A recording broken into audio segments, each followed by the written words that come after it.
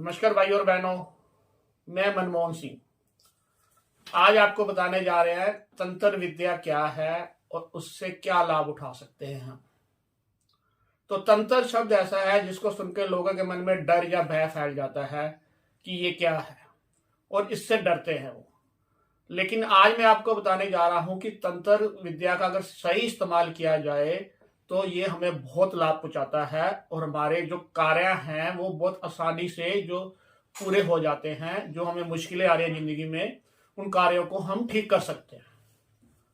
तो तंत्र शब्द का मतलब क्या है? तो तंत्र में जो ता अक्षर है उसका मतलब है तंत्र, देह, शरीर, जिसको हम देह और शरीर कहते हैं, ता से वो बनता है।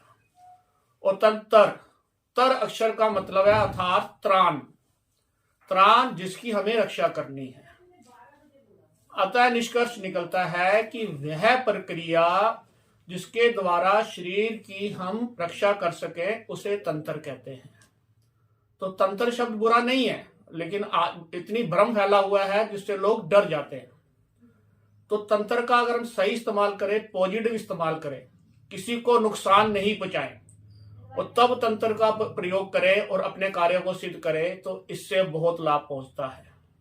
नेगेटिव तंत्र नहीं करना चाहिए, किसी को नुकसान नहीं पहुंचाना चाहिए। अगर हम किसी को नुकसान पहुंचाते हैं तंत्र कर कर तो उसका हमें भुगतान करना पड़ता है, ये पक्का है।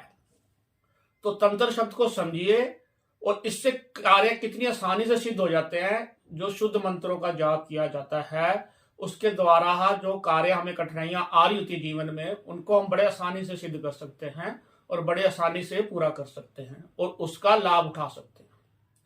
बहुत सारे ऐसे कार्य जिसको हम सिद्ध कर सकते हैं। कुछ कार्य ऐसे बताने जा रहा हूं प्रमुख, जिनको हम करें तंत्र द्वारा सिद्ध तो हमें बहुत फायदा होता है। तो पहला कार्य है दरिद्रता दूर कर सकते हैं, गरीबी दूर कर सकते हैं, ऐश्वर्य में जीवन जी सकते हैं। दूसरा कार्य है शरीर के रोगों को दूर कर सकते हैं। शरीर में रोग आ रहे हैं तो हम तंत्र द्वारा अच्छे मंत्रों का उपयोग करके हम इस रोग को दूर कर सकते हैं। तीसरा है कोई हमें तंग कर रहा है तो हम उसको अपने वश में कर सकते हैं और वो हमें नुकसान न पहुंचाए, उसको हम अपने वश में कर सकते हैं। ये हम तंत्र प्रक्रिया द्वारा कर सकते हैं। पारिवारिक कलह दूर करने के लिए, पति पत्नी में प्यार और वैवाहिक जीवन को सुख प्राप्त करने के लिए भी हम तंत्र का इस्तेमाल कर सकते हैं। ये सब चीजें पॉजिटिव है, पॉजिटिव तरीकों के लिए कर रहे हैं, हम किसी को नुकसान नहीं पहुंचा रहे। शत्रुओं को समाप्त करने के लिए तंत्र का इस्तेमाल कर सकते हैं। मुकदमे में सफलता प्राप्त करने के लिए तंत्र का इस्तेमाल कर सकते हैं।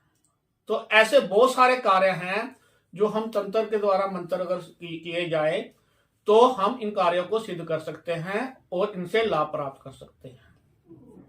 तो हमें तंत्र का सही इस्तेमाल करना चाहिए और अगर हम तंत्र का सही इस्तेमाल करते हैं तो हमें बहुत लाभ पहुंचता है।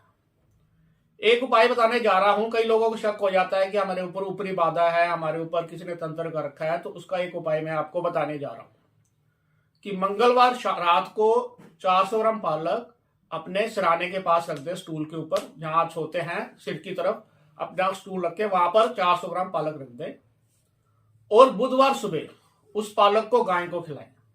अगर गाय वो पालक खा लेती है तो आपको कोई चिंता करने की जरूरत नहीं है, आप पे किसी तरह की कोई बाधा नहीं है, आपको कोई परेशानी नहीं है, आपका डर निकल जाना चाहिए। अगर गाय उसको नहीं खाती तो आपको किसी अच्छे पंडित या उससे मिलकर इसका निवारण कराना चाहिए। आपके कोई ऊपर कोई बाधा तो नहीं है। तो आज मैंने आपको बताया कि तंत्र विद्या से हम कैसे लाभ पहुंचा सकते हैं और ये क्या है। तो आगे भी मैं इसके बारे में विस्तार से बताऊंगा और आपको खुली जानकारी दूंगा जिससे आप में इसके गलत भ्रम पैदा हुआ है वो ठीक हो सके और आप इससे लाभ उठा सके। धन्यवाद। मेरे चैनल को ज्यादा सब्सक्राइब और शेयर करें। नमस्कार।